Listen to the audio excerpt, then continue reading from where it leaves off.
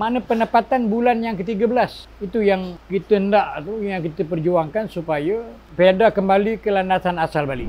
Cumanya macam hiliran ni, macam yang FGV ada dulu, kita ada minyak, kita ada gula, kita ada margarin. Kita akan berusaha sama dengan satu syarikat lain yang mungkin kerajaan akan syorkan, syarikat pemakanan negara ni, untuk kita usaha sama dan boleh menjana pendapatan. Contohnya gula, minyak. Jadi di situ kita boleh memberi satu dana kepada KPF untuk usaha sama 4951 dengan syarikat pemakanan negara tadi.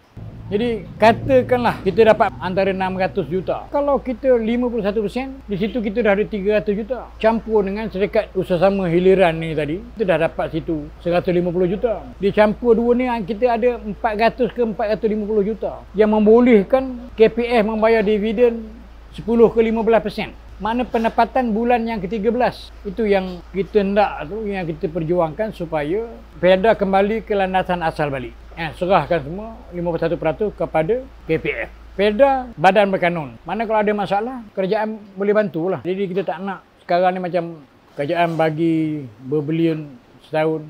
Semuanya untuk pengurusan Pedas. Tak ada untuk kebajikan peneroka lah. Jadi saya akan teruskan perbincangan dan perjuangan ni supaya kita kembali ke landasan asal balik untuk menyelesaikan segala masalah.